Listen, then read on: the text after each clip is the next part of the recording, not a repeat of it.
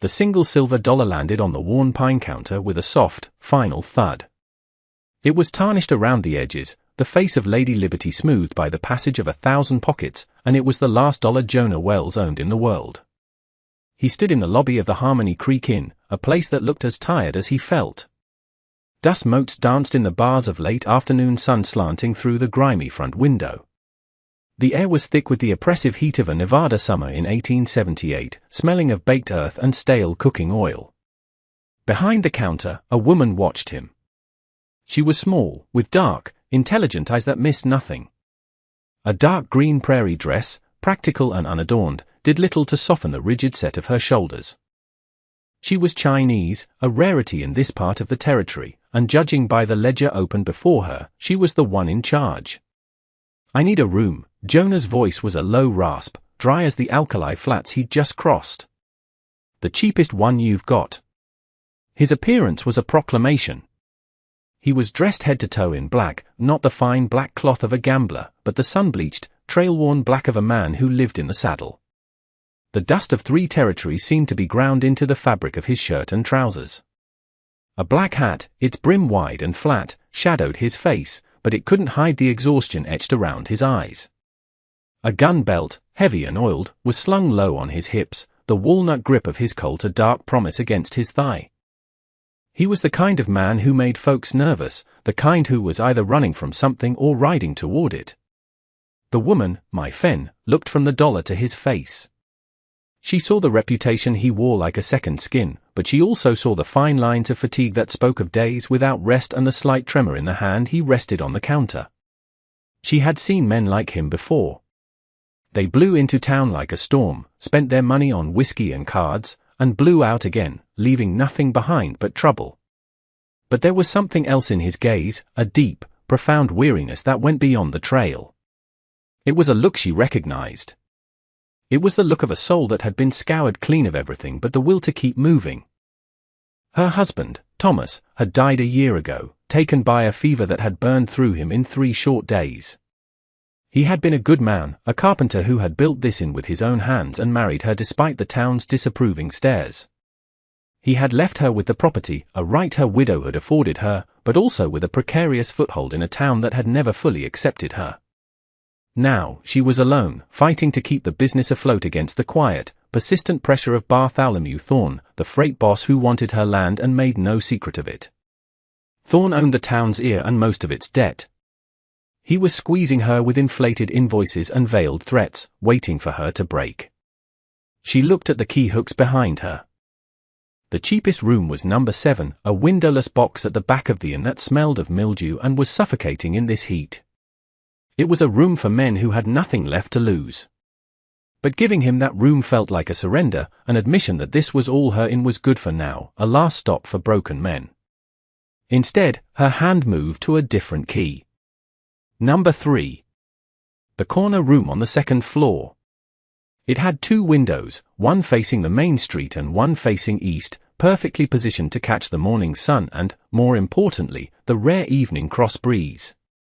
It was her best room, the one she saved for traveling merchants or the territorial judge. She slid the brass key across the counter. "Room 3, she said, her voice soft but clear. "Up the stairs, last door on the left."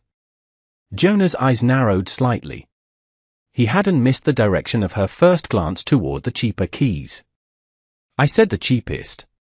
"The price is the same today," my Fen replied, her expression unreadable. She pushed the silver dollar back toward him. "You can pay me in the morning. Dinner is at 6, if you want it." He stared at the key, then at her. He was accustomed to suspicion, to fear, to the greedy welcome of a saloon keeper smelling money. He was not accustomed to this. It felt like a trick, but he was too bone-weary to search for the angle. He picked up the key, its metal cool against his skin, and turned without another word. The jingle of his spurs was the only sound as he climbed the creaking stairs. My Fen watched him go, her heart pounding a little faster. It was a foolish gamble. He could rob her blind and be gone before sunrise. But Bartholomew Thorne was a slow, creeping rot, and she knew she couldn't fight him with ledgers and polite refusals forever. She had looked at the Gunslinger and made a different kind of calculation. She had not bought a night's protection. She had bet a single night of comfort and dignity against the slim chance that it might be remembered. It was a desperate move, born of a quiet desperation that no one in Harmony Creek ever bothered to see. The next morning, the trouble started early. Jonah was halfway through a cup of my friend's surprisingly good coffee when the shouting began out front. He moved to the window, his movements economical and smooth, and looked down onto the street. A massive freight wagon, one of Thorne's, was stopped directly in front of the inn's entrance, its rear wheel canted at an unnatural angle. Two of Thorne's men were making a great show of examining it, their voices loud and laced with performative frustration. They were deliberately blocking her business, turning away a family in a buckboard who had been about to stop. My friend stood on the porch, her arms crossed, her face a pale, still mask. Jonah watched her. She did not yell or plead. She simply stood her ground, a silent, defiant statue in a green dress. A few minutes later, Bartholomew Thorne himself rode up. He was a big man with a florid face and a voice that boomed with false bonhomie. He dismounted, handing his reins to one of his men, and approached my friend with a look of deep concern. "Mrs. Riley," he said, loud enough for the gathering onlookers to hear. "What a terrible bit of luck. It seems my boys have had a breakdown. Right in your way, too. I do apologize." "It is an inconvenience, Mr. Thorne," my friend said, her voice level. "Indeed. An innkeeper's life is full of them, isn't it?" Thorne's smile was oily. "Especially for a woman on her own. It's a heavy burden. I've told you, my offer to buy this place still stands. It would take this weight right off your shoulders." He was playing to the crowd, painting himself as the concerned benefactor and her as a helpless widow in over her head. Jonah saw the townsfolk watching, their faces a mixture of pity and morbid curiosity. They were waiting to see her fold. He set his coffee cup down and walked out onto the porch. He didn't say a word. He simply leaned against a post, his thumbs hooked in his belt, and watched. The air seemed to shift. Thorne's men, who had been posturing and cursing, fell quiet. The onlookers shuffled their feet. The presence of the man in black changed the geometry of the scene. Thorne's eyes flickered toward Jonah, his smile tightening. "You have a new guest, I see." "He is a paying customer, Mr. Thorne," my friend said. Jonah ignored them both. He pushed himself off the post and walked down the steps, moving with a lazy grace that belied the speed he was capable of. He walked directly to the broken wheel and crouched down, examining the axle. The two freight men took an involuntary step back. After a moment, Jonah stood up and turned, not to Thorne, but to the crowd. He pointed a long finger at the axle pin. "Linchpin's not broken," he said, his voice carrying easily in the sudden silence. "It was pulled. You can see the scrape marks where the pliers grabbed it." A murmur went through the onlookers. They weren't fools. They knew what that meant. This was no accident. It was a deliberate act of sabotage. Thorne's face went from ruddy to purple. He had been exposed, his petty bullying laid bare for the whole town to see. "Now, see here," Thorne sputtered, but the narrative was already lost. Jonah looked at the two freight men. He didn't raise his voice. He didn't make a threat. He just looked at them. "Fix it," he said. It was not a request.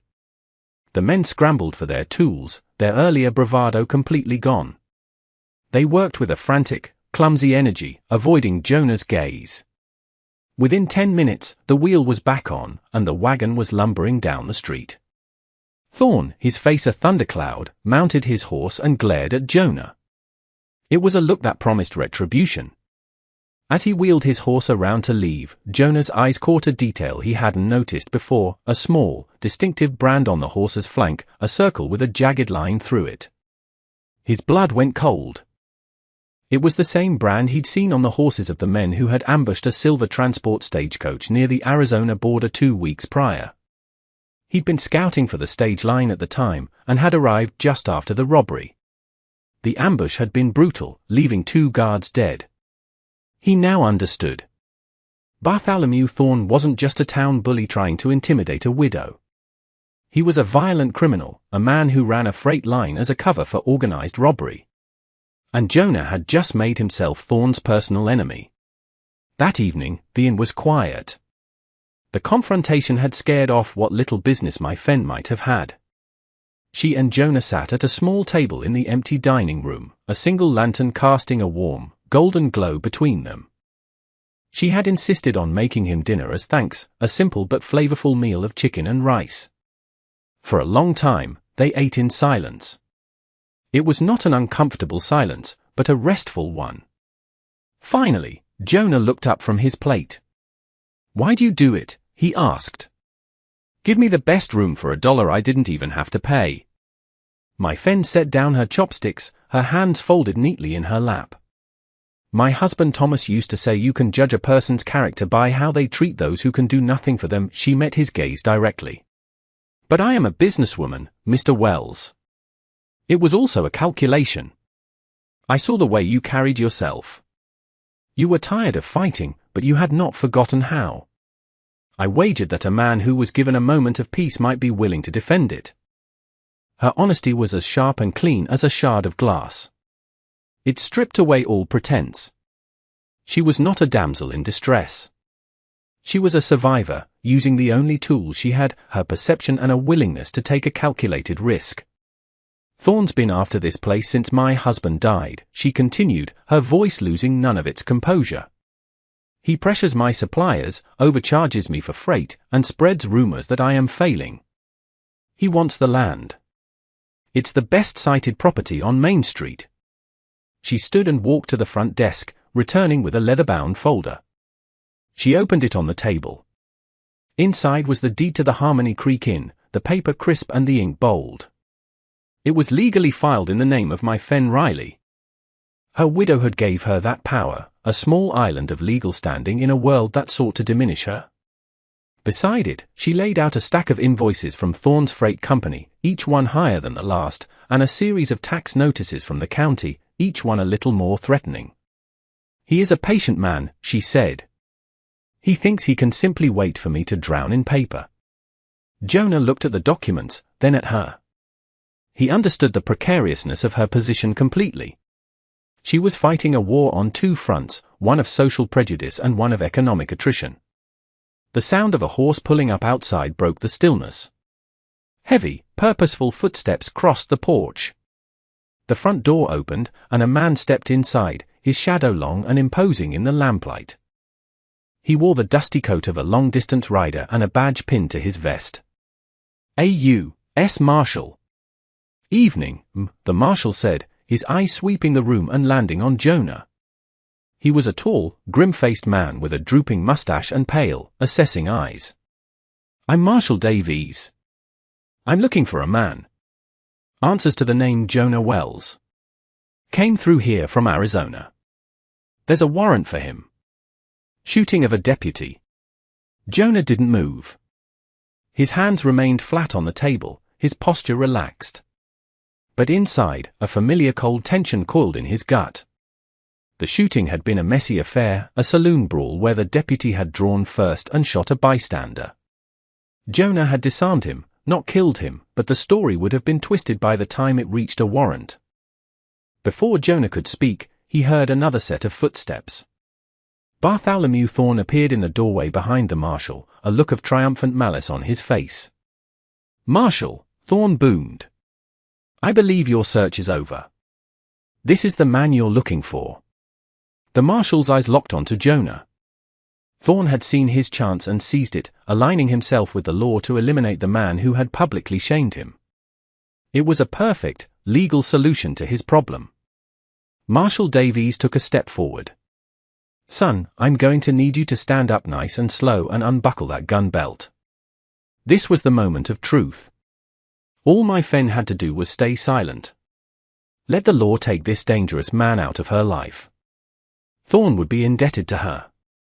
Her problems would be solved. Jonah looked at her, his expression giving nothing away, but his eyes asked a silent question. My fen stood up. She did not look at Jonah.